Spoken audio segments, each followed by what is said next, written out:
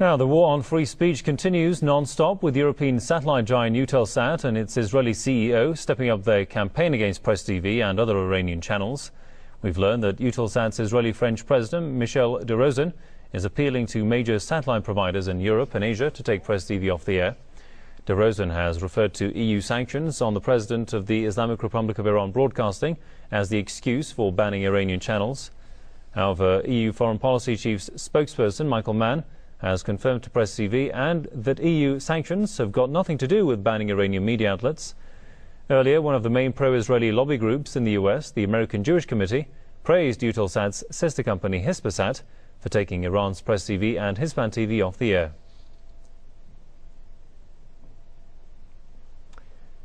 Well, let's go to Florida and talk to Scott Ruckard, former American intelligence linguist. Welcome to the program. So, Mr. Ruckard, how does the banning of Iranian TV channels and radio channels alike mix with Europe's claim of free speech? Well, it's obviously a chance for them to cover up the truth coming out of world media. Thankfully, Press TV gives voice to the voiceless like myself, and they don't like it. I mean, Press TV puts out some extremely controversial pieces that expose the underbelly of Western censorship. The censorship is actually happening in my society. Most people watch TV in the United States, and they know nothing about world affairs. Thankfully, stations like Press TV are giving the chance for people to talk about things in the open. Now, saying that, there's guys like Daniel Pipes, for example. He was on a program a few weeks ago.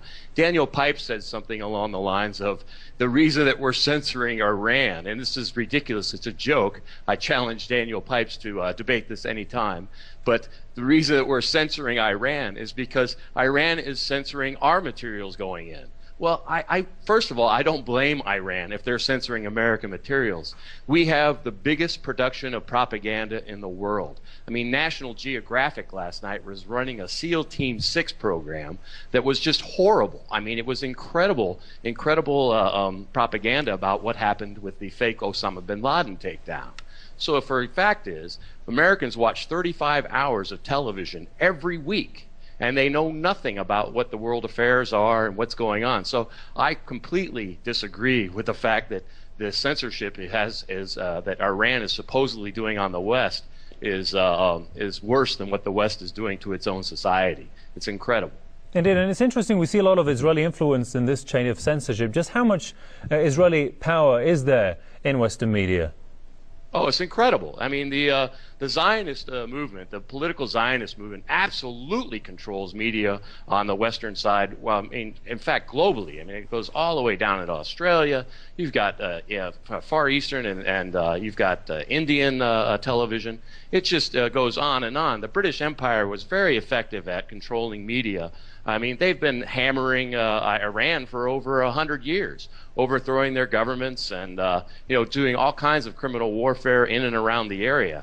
You know, these governments go after mostly brown societies. You look how rarely they fight the white societies, but they're constantly in Africa, in the Middle East, and South Asia, all over Southeast Asia. I mean, it's an incredible amount of basically double-edged media. The media constantly is not criticizing the West for their incredible imperialism and terror around the world.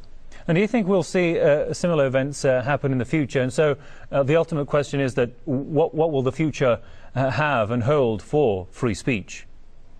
It's not looking good. I mean, you have an incredible control. One of the better guys in the United States following it is Mickey Huff with Project Censored. He talks a lot about censorship. There's a lot of censorship in the United States, and there's a whole lot of problem with it, and it's been going on for over 100 years. So what the problem that we run into is that most people aren't paying attention, and they're over-entertained, and they're very misinformed in the Western societies. So until more focus by people small groups of people that are seeing the problem, until that focus becomes more centered and they start working closer together, a lot more people will continue to be fooled by Western media. Indeed. Interesting discussion there. We'll have to leave it there for the time being. Many thanks to Scott Ruckard, former American intelligence linguist from Florida. Thanks for your time there, sir.